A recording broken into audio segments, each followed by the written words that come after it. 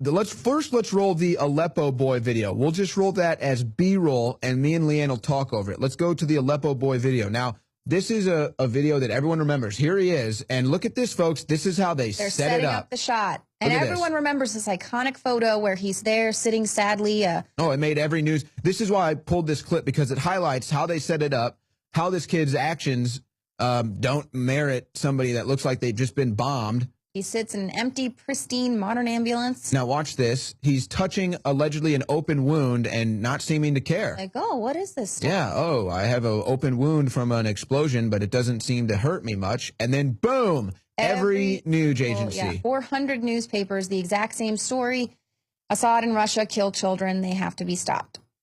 So there's one example of how this stuff works. Yeah, there's CNN. They're going to run with it all day. MSNBC. There's one example. Hey, man, that one made me cry, too. That was a sad photo. That was a... Of course. And who knows if, I think that's Kate Boldan, I think is her name on CNN. Yeah, and it's a still picture only. And who knows if she even knows what's going on. Even though there's video of the boy, they only use that still. She's, she didn't use the video footage on her television show that likes B-roll. Oh, yeah, there it is again. Photo. There they put that. Move the boy's body. So here's just another example of this. Now, we've actually got another example once this video comes to a close. Okay, now let's go to the fake car bomb attack. And this one is like, you can't even... We'll talk over this one, too. Go ahead and roll this one, guys. This was in Iraq in what year? I don't see it here. This was last year? You know, I'm not sure. I think it was 2016, but I really am not sure. So here the guy, he goes, he puts the... Thank you. It's 2016. Yes. So he puts the bomb in the car, gets in the drive-away vehicle, and gets heads away. Off. Yeah. It's out of range, and then. All right. So there's your suspected terrorist. This crowded area, and then watch what happens. No one's there. Boom. There goes the car bomb. Car is explosions. No one was there. No one was in the area, in the vicinity. Okay, everyone. Now it's time. And now here we go. All right, everybody move in. Everyone move in. Oh, we've injured. He's down. He's down. Oh, I've been hurt. He's hurt. He's down. He's out. I've been hurt. Oh, the shrapnel. Oh, my. Please help us. And look at this guy. Oh, we need help. Bring in the ambulance. Please send us weapons so that we can fight. And wait a second. This is what they're... Hold up. Send us weapons so we can fight against Assad. That looks like the same van that pulled up with the white helmets, too, doesn't it? That's the exact same van. Exactly. And that's the thing. It's like, oh, here. Oh, wait, this doesn't look realistic. Sit over here. You lay there. Okay. Yeah, wait, we need to get a better picture of this. And so this is the kind of stuff they can make these Here, run around. Yeah, jump up and down. Tell the U.S. that we need to send them more weapons so that they can fight against whoever it is that they're, these CIA-backed groups want to get out. This isn't.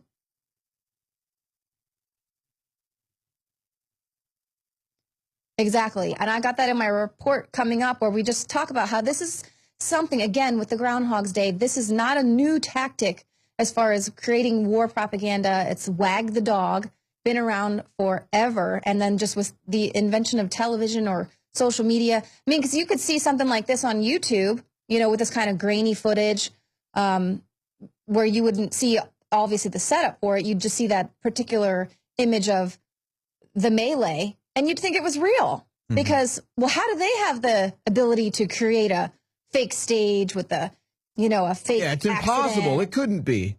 How could they do it? They're just out in the desert. Why would CNN run with that story?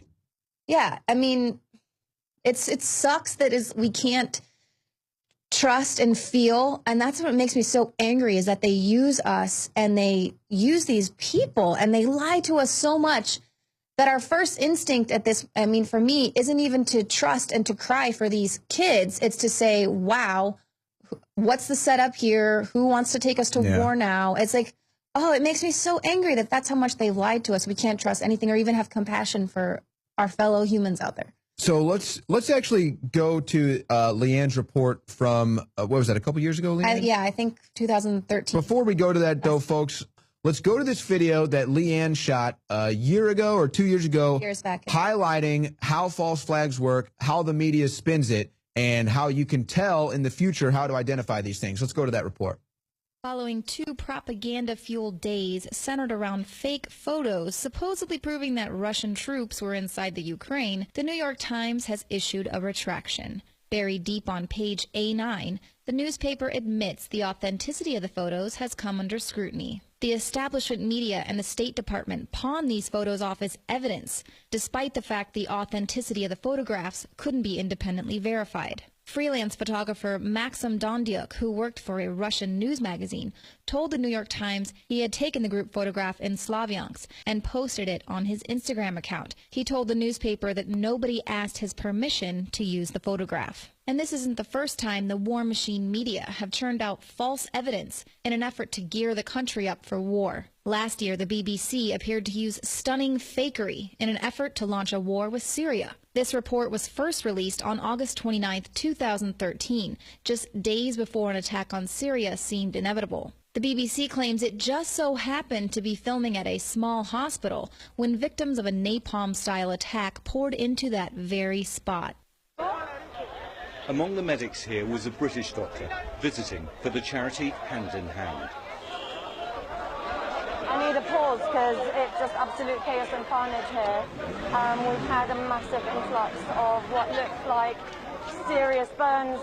It seems like it must be some sort of, I'm not really sure, maybe napalm, something similar to that. Exactly 1 month later, Obama and crew were trying to pin the chemical weapons attack on Assad without success.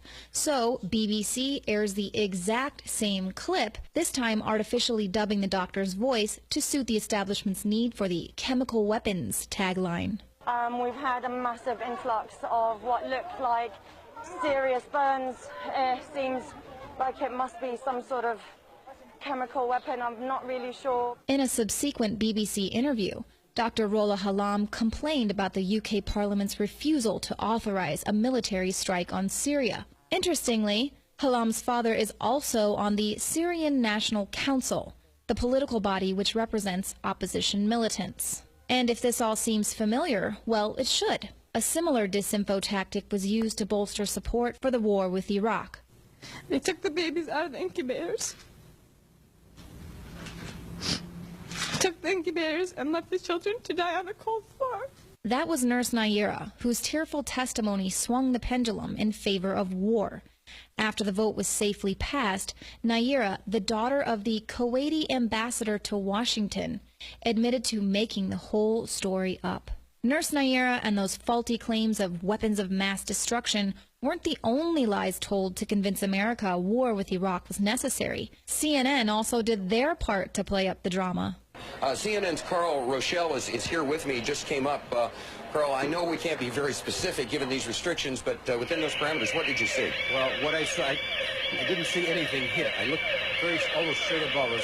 There was a vapor trail coming from my right to my left, and there's a cloud of something. It looks like it might have been an explosion, a cloud. I'd say...